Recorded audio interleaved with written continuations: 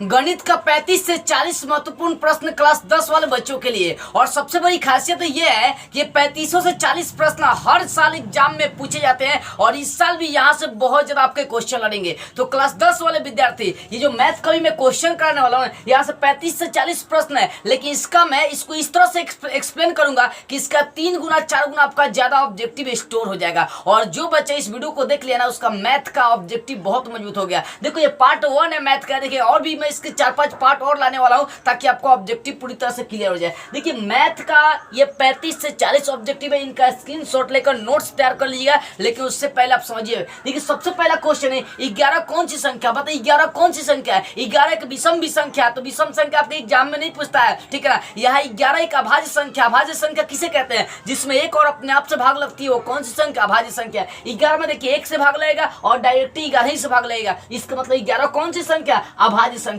तो पूछेगा जैसे और भी बहुत बोलेगा कि निम्नलिखित में कौन अभाज्य संख्या है। आपको एग्जांपल दे दिया 2, 8, 9 और उसके बाद दे दिया आपको 12, ठीक है ना। तो इसमें कौन सी अभाज्य संख्या, 2, क्योंकि 2 में एक और अपने आप से भाग लगती है। देखो सबसे छोटी अभाज्य संख्या 2 होती है, क्वेश्चन एग्जाम में करेगा सबसे छोटी अभाज्य संख्या कौन, 2, सबसे छोटी अभाज्य संख्या कौन, 2, ठीक है ना, कौन सा 2। उसको तो कई बार पूछते हैं लगातार 2 अभाज्य संख्याओं का मौसक कितना होगा, ये नहीं पूछने वाला, ठीक है ना, क्योंकि लगातार इसमें आता ही नहीं। 2 के बाद डायरेक्ट 3 आएगा, ठीक है, 3 के बाद 5 आएगा, 7 आएगा, 7 के बाद 1 के बाद 13 चलाता, 13 के बाद 1 के बाद 17, लगातार इसमें नहीं आने वाला है, ठीक है। ऐसे 1 के बाद 2, 2 के बाद 3, 3 के बाद 4, ऐसे नहीं आने वाला है। तो 11 कौन सी संख्या, अभाज्य संख्या। दूसरा, यदि ए और बी अभाज्य संख्या हो तो इनका मौसक क्या होगा। देखो अभाज्य संख्या का मतलब उसमें एक मिल रही है और स्वयं यानी एक उसमें सब में मिलेगा, यानी एक सब में। सोचो अगर ए और बी 2 अभाज्य संख्या है तो उस समय अभाज्य संख्या का डिफिनेशन ही होता है कि एक और अपने आप से भाग लगे। इसका मतलब ए में भी 1 से भाग लगेगा और बी में भी 1 से भाग लगेगा, तो दोनों में कॉमन क्या हो रहा है, मौसा हो जाएगा, क्योंकि कॉमन चीजें क्या होती है, मौसा होती है।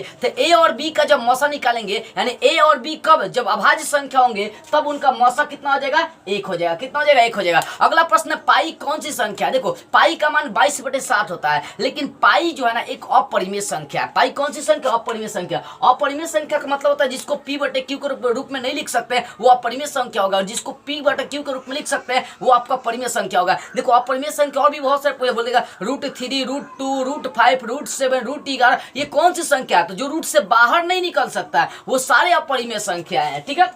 आगे देखिए, रैखिक समीकरण में चर के घाटों की संख्या कितनी होता है, तो रैखिक समीकरण किसे कहते हैं, एक घाट वाले बहुपद को, एक घाट वाले समीकरण को रैखिक समीकरण कहते हैं। तो एक घाट वाला में एक शून्य होगा, तो रैखिक बहुपद में चर के घाटों की संख्या कितना हो जाएगा, 1 हो जाएगा। अगला प्रश्न है 5वां, द्विघात समीकरण के शून्यकों की संख्या कितना हो जाएगा, तो द्विघात मतलब 2 घाट वाला, जिसका 2 घाट है उसका 2 शून्य, जिसका 3 घाट है उसका 3 शून्य, जिसका 4 घाट है उसका 4 शून्य। त्रिघाटी बहुपद में शून्य 3 हो जाएंगे, द्विघाटी बहुपद में शून्य कितना हो जाएगा, 2 हो जाएंगे। वही द्विघाती समीकरण चाहे त्रिघाटी समीकरण बोले तो देखें त्रिघाट जितना घाट होगा वही उसका शून्यक होता है, तो द्विघाती समीकरण में कितना शून्यक होगा, 2 होगा। अगला प्रश्न 6ठा दिया है, त्रिभुज एबीसी में AB का स्क्वायर बराबर BC का स्क्वायर प्लस CA का स्क्वायर। ये देखो कर्ण का स्क्वायर बराबर लंब स्क्वायर प्लस आधार स्क्वायर। तो पता ये कब होता है, ये पाइथागोरस का प्रमेय है। ये कब होगा, जब एक कोण 90 डिग्री होगा। तो यहाँ पर सोचिए, बोल रहा है कि त्रिभुज ABC दिया है और बोला AB का स्क्वायर बराबर BC का स्क्वायर प्लस CA का स्क्वायर दिया है, तब बोला है कि किसी कोण का मान निकाले, कोई कोण C दिया चाहे दिया कोई जो भी दिया उसका मान कितना होगा, 90 डिग्री।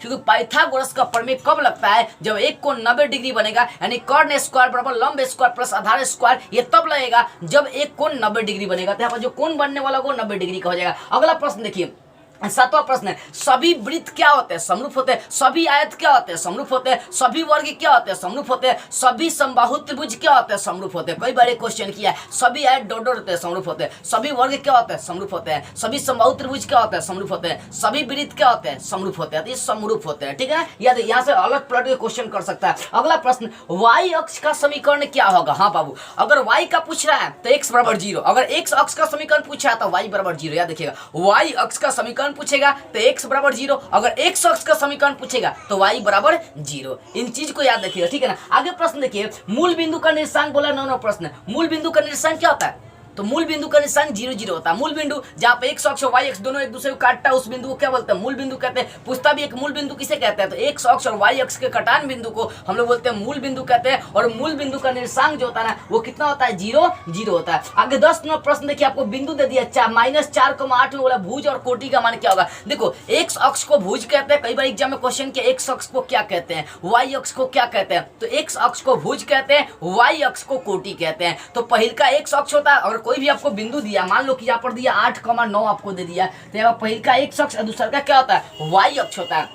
तो x अक्ष को भुज कहते हैं और y अक्ष को कोटि कहते हैं। तो भुज का मान यहाँ पर 8 हो जाएगा, कोटि का मान कितना हो जाएगा, 9 हो जाएगा। तो सोचिए -4,8, तो -4 में भुज का मान -4 और कोटि का मान कितना हो जाएगा, 8, तो -4,8। तो याद देखिएगा x अक्ष को ही भुज कहते हैं, तो पहले का भुज या दूसरा का कोटि होता है। कई बार एग्जाम में क्वेश्चन किया। आगे देखिए क्वेश्चन दिया 11 नंबर, 9 10 square theta minus 9 sec square theta. अब बाबू यहाँ से समझिएगा, यहाँ 9 दोनों मिला, 9 कॉमन ले लेंगे। देखो यहाँ पर मैं समझा रहा हूँ, 9 अगर कॉमन लेते हैं तो ये हो जाएगा सेक स्क्वायर थीटा घटाओ tan स्क्वायर थीटा। तो पता है 9, ये सूत्र होता है सेक स्क्वायर थीटा घटाओ tan स्क्वायर थीटा का मान कितना होता है, 1 होता है। तो गुना कर देंगे तो 9 आ जाएगा। इसका मतलब 9 10 square theta minus sec square theta का मान कितना हो जाएगा, 9 हो जाएगा। और VBI क्वेश्चन है, इसको लिख लीजिएगा। आगे प्रश्न 12 नंबर, एक वृत्त पर कितनी स्पर्श रेखा खींची जा सकती है। अगर कोई वृत्त आपके पास है, ठीक है, यहाँ समझिए, अगर कोई आपके पास वृत्त है तो इस पर अनंत रेखाएं खींच सकते हो। अनंत, क्योंकि आपको कोई शर्त नहीं दी है, तो एक वृत्त पर अनंत रेखाएं खींची जा सकती है, स्पर्श रेखा खींची जा सकती है। इसका आंसर हो जाएगा अनंत। आगे 13 नंबर, बाह्य बिंदु से वृत्त पर कितनी स्पर्श रेखा खींच सकते हैं। मान लीजिए आपका वृत्त है और यहाँ बाहर बिंदु, इस पर स्पर्श रेखा आपको खींचना है, तो अधिक से अधिक जो स्पर्श खींचे जा सकते हैं वो कितने खींचे जा सकते हैं बाबू, तो अधिक से अधिक 2 स्पर्श रेखाएं खींची जा सकती है। कितनी, तो बाहरी कोई भी बिंदु लेकर चलेंगे तो वृत्त पर स्पर्श रेखा कितना हो सकता है, 2 हो सकता है। ये प्रमेय 11 भी आपको पढ़ना है, ठीक है। अगर देखिए 14 नंबर, 5 + 3√3 क्या है। देखो यहाँ पर बोला है 5 + 3√2 क्या है, तो √2 कौन सी संख्या, अपरिमेय। तो अपरिमेय जिसमें भी मिलता है सब अपरिमेय बना देता है। जैसे मान लीजिए आपके पास समझिए कि एक घैला अमृत है और उसमें मात्र 1 बूंद अगर 20 चुआ देंगे ना, एक बूंद अगर उसमें 20 डाल देंगे ना, तो पूरा क्या बन जाएगा, 20 बन जाएगा। उसी प्रकार से √2 कितना भी बड़ी संख्या क्यों ना उसके संग मिलेगा तो उसको अपरिमेय बना देता है, ठीक है ना। √2 नहीं, जितनी भी अपरिमेय संख्या अपरिमेय का संग मिलेगा तो अपरिमेय बना देगा। यानी 5 + 3√2 क्या, एक अपरिमेय संख्या है। आगे बोल रहा है 15 नंबर प्रश्न, 2 लगातार सम संख्याओं का मसा कितना। 2 लगातार सम संख्या ले लीजिए, कोई भी ले लीजिए। जैसे मान लीजिए 8 10 ले लिए, तो इनका मसा निकाल कर देखिए, तो 2 लगातार सम संख्याओं का मसा हर हालत में कितना होता है,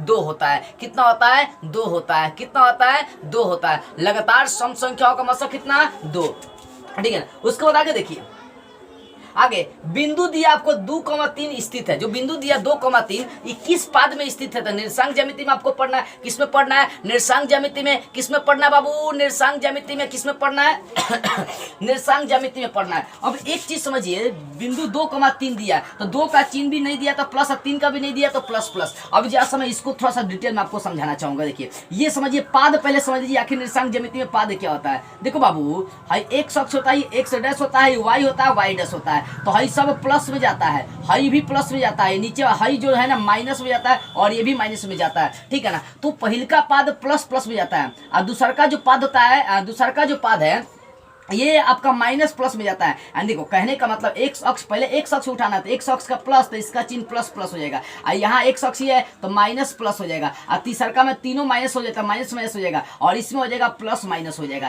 तो पहले का जो पाद होता है उसका प्लस प्लस चिन्ह होता है, दूसरा का माइनस प्लस, तीसरा का माइनस माइनस, और चौथा प्लस माइनस होता है। तो देखना चिन्ह देखना है बस। तो यहाँ पर क्या दिया आपको, दिया 2 3 दिया, इसका मतलब दोनों का चिन्ह प्लस प्लस है। यानी ये किस पाद में पड़ेगा, प्रथम पाद में। अगर मान लीजिए -2,3 दिया रहता था, -2,3 यानी माइनस और प्लस दिया है, तो माइनस और प्लस किस में आएगा, प्रथम पाद में आ जाएगा। इसका मतलब क्या हो जाएगा कि वो आपका द्वितीय पाद में आ जाएगा। तो द्वितीय पाद में हो जाता है। तो चिन्ह देखकर आपको काम करना है। देखो पहले का पाद में प्लस प्लस, दूसरा का में माइनस प्लस, तीसरा का में माइनस माइनस, और चौथा में प्लस माइनस होता है, ठीक है ना। तो ये 2,3 किस में स्थित है, प्रथम पाद में स्थित है। आगे प्रश्न देखिए जाए 17 नंबर, साइन 60 डिग्री का मान कितना होता है। देखो साइन 30 का मान 1/2 होता है, लेकिन साइन 60 का मान √3/2 एंड साइन 60 का मान √3/2 होता है। अगला प्रश्न है, वर्ग अंतराल आपको दिया हुआ है 10 से 20 दिया, क्या दिया है, वर्ग अंतराल 10 से 20 दिया, तो वर्ग चिन्ह निकालना। तो वर्ग चिन्ह निकालने का सूत्र होता है ऊपरी सीमा प्लस निम्न सीमा बटा 2।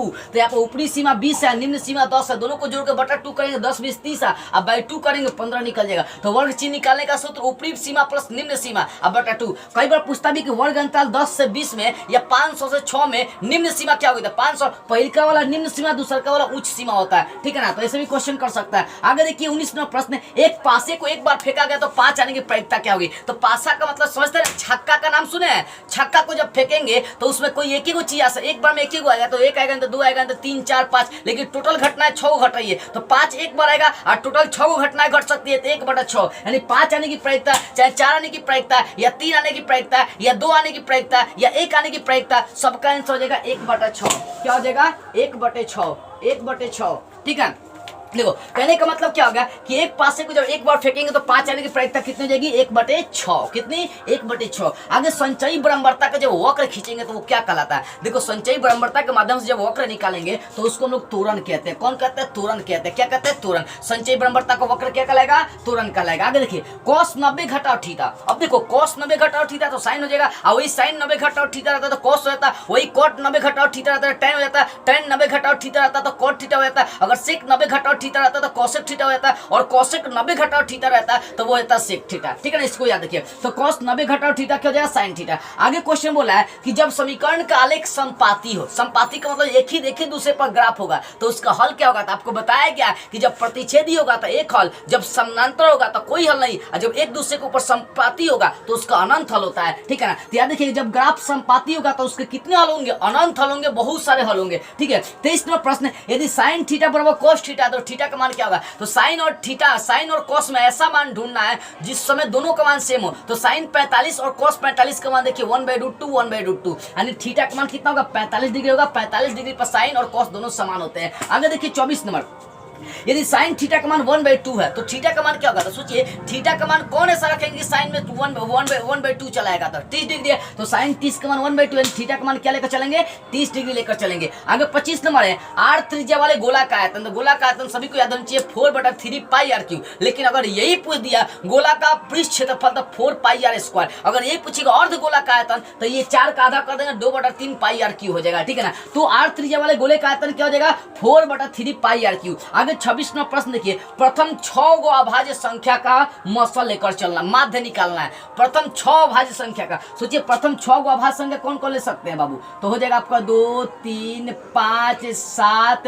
11 13, यही ना होगा 6 3 3 6। अब इनका माध्य निकालना था। माध्य निकालने का सूत्र होता है सारे संख्या को जोड़ देंगे, जो होगा उससे भाग लगा देंगे, तो सबको जोड़ दीजिए। तो 13 11 24 7 31 5 36 36 3 39 2 41 आ रहा है, और 6 गो संख्या 6 से भाग लगाइए, जब 41/6 से भाग लगाएंगे तो ये आपका चलाएगा 6.83, यानी लगातार, यानी प्रथम 6 गो अभाज्य संख्या का जो माध्य निकलेगा वो निकलेगा 6.83। ठीक है, अगला प्रश्न देखिए 27 आपको क्या किया? एक एपी दिया है 0 -4 -8 -12 का सारबंतर बोल रहा है। देखो सारबंतर जब भी निकालना हो ना तो लगातार 2 गो संख्या कोई उठाओ और उसमें दूसरा में से पहले का घटा दीजिए, सारबंतर निकल जाएगा लगातार। जैसे मान लीजिए -8 के बाद -12, तो -12 में से क्या करें? -8 घटा देंगे, मतलब लगातार संख्या लेकर चलना है, यानी दूसरा पद में से पहले का पद 2 गो वर्ड उठाना है, 2 गो पद में सर दूसरा पद में से पहले का पद घटाना है। तो मान लीजिए -4 में 0 घटाएंगे तो -4, -8 में से -4 घटाएंगे तो भी -4 आएगा, यानी यहाँ पर सारबंतर कितने चलेंगे बाबू? आपके -4 चलेंगे। सारबंतर कितना? -4। सारबंतर निकालने का सिंपल सा स्रोत है, क्योंकि एपी का क्वेश्चन है, दूसरा का पद घटाओ पहले का पद, दूसरा का पद में से पहले का पद घटा दीजिए, सारबंतर निकल जाएगा। आगे 28 नंबर दिया है कि बहुपद y² - 6y + 8 का घाट कितना होगा? तो y का अधिक से अधिक जो घाट होगा वही उसका बहुपद का घाट कहलाएगा। तो y का अधिक से अधिक 2 घाट है, इसका मतलब इसके घाट कितना हो जाएंगे? 2। और वही पूछेगा द्विघात बहुपद के शून्य कितना होंगे? तो 2 हो जाएंगे। आगे देखिए त्रिघात बहुपद का व्यापक रूप क्या होता है?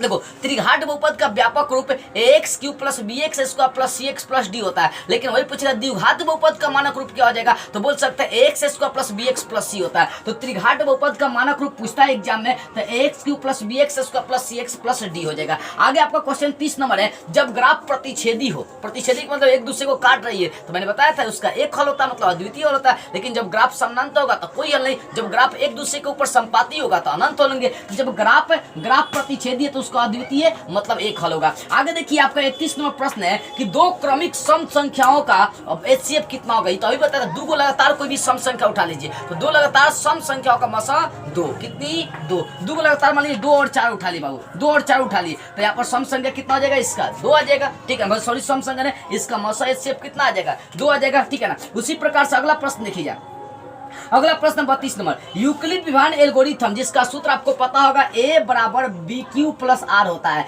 यूक्लिड विभाजन एल्गोरिथम भी इसको कहते हैं, भाग लेमा भी कहते हैं, यूक्लिड विभाजन प्रमेयिका भी कहते हैं। तो इसके माध्यम से क्या ज्ञात करी जाती है? HCF ज्ञात करी जाती है। A बराबर BQ प्लस R से क्या निकालते हैं? मौसा निकालते हैं। तो कई बार क्वेश्चन किया भी है कि यूक्लिड विभाजन एल्गोरिथम क्या ज्ञात करने की तकनीक है। तो बाबू ये तकनीक जो है ना, ये HCF निकालने की तकनीक है। क्या निकालने की तकनीक है? HCF निकालने की तकनीक है। और देखो A बराबर BQ प्लस R का जो कंडीशन होता है, इसके लिए एक बार शर्त भी पूछ दिया था एग्जाम में कि आखिर इसके लिए कौन सा शर्त सही है। देखो तो यहाँ पर याद रखिएगा, इसके लिए जो शर्त होता है R का जो मान है, जो R का मान है वो 0 से क्या हो सकता है, सॉरी इसको मैं ऐसे लिखता हूं, जो R का मान है वो 0 से बड़ा होगा, लेकिन जो B का मान है वो R से बड़ा भी हो सकता है और R के बराबर भी हो सकता है। सिंपल R के यानी R का मान 0 से छोटा नहीं होगा, माइनस में नहीं आएगा भैया देखिएगा, लेकिन B का मान R से बड़ा और R के बराबर भी हो सकता है। लेकिन ये क्वेश्चन उतना करने वाला नहीं है, ठीक है ना। आगे देखो, तो यूक्लिड विभाजन प्रमेयिका से क्या ज्ञात करते हैं? HCF ज्ञात करते हैं। उसके बाद अगला प्रश्न 1 + tan स्क्वायर थीटा किसका सूत्र है? तो अभी तो यूज किए थे यहाँ पर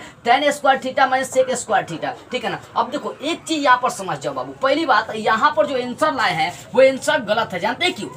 11 नंबर प्रश्न में जैसे गौर करिए, क्योंकि सूत्र होता है आपका सेक स्क्वायर थीटा घटाओ tan स्क्वायर थीटा का मान 1 होता है, लेकिन यहाँ से 9 कॉमन ले रहे हैं, तो 9 लेंगे तो tan स्क्वायर थीटा घटाओ सेक स्क्वायर थीटा होगा, तो यहाँ से माइनस भी हमें कॉमन लेना पड़ेगा, यानी इसका आंसर क्या हो जाएगा? -9 हो जाएगा। अब सोचो है -10 को इधर ला देंगे तो +10, तो सेक स्क्वायर का निकल जाएगा। तो वही क्वेश्चन बोला कि 1 + tan स्क्वायर किसका सूत्र हो जाएगा? तो सेक स्क्वायर थीटा का, ठीक है ना। आगे 34 नंबर प्रश्न है, प्रायिकता का शर्त क्या होता है? तो प्रायिकता का मान 0 भी हो सकता है और 0 हो सकता है, 0 से बड़ा होगा, 1 होगा, 1 से छोटा होगा, यानी प्रायिकता का मान 0 और 1 के बीच में होता है। 0 और 1 हो सकता है, उसके बीच में हो सकता है, 2 नहीं हो सकता, -1 नहीं हो सकता है, यानी 1 से अधिक नहीं होगा और 0 से कम भी नहीं होगा। इसी को बोल सकते हैं प्रायिकता का जो मान है 0 के बराबर या 0 से बड़ा, और प्रायिकता का मान 1 के बराबर 1 से बड़ा हो जाएगा। तो प्रायिकता का यही शर्त होता है, कई बार ऑब्जेक्टिव क्वेश्चन कर भी दिया है। आगे बोला है कि 1301313 का बहुलक क्या होगा? तो बहुलक जो सबसे अधिक बार होता है वही बहुलक होता है। देखिए इसमें इस आंकड़ा में सबसे अधिक बार कौन है? 3 आया, 3 आया, तो इसका बहुलक कितना हो जाएगा? 3 हो जाएगा। तो इस तरह से मैंने आपको 35 इसका मैथ का ऑब्जेक्टिव क्वेश्चन से क्लियर कराया और 35 इसके साथ साथ कई सारे मैंने क्वेश्चंस को क्लियर कराए। तो बस आप लोगों का ये काम है कि इसका स्क्रीनशॉट लेकर इसका एक बार नोट्स तैयार कर लीजिए। अगर वीडियो क्वालिटी फ्रेश नहीं आ रही हो तो 720 पर करके देखिएगा, ताकि सारी चीज जो है ना आपको बेसिक से समझ में आ जाए। और इसका नोट्स स्क्रीनशॉट जल्दी तैयार कर लीजिए, क्योंकि इसमें से बहुत ज्यादा क्वेश्चन आपके इस बार एग्जाम में लड़ने वाले हैं। यह मैथ का पार्ट 1 है, अभी 4-5 और पार्ट लाऊंगा ताकि आपका ऑब्जेक्टिव पूरी तरह से विस्तार से क्लियर हो जाए। अब इस वीडियो को कम से कम गुरु दक्षिणा के रूप में कुछ लोगों के पास शेयर कर दिया जाए। जय हिंद।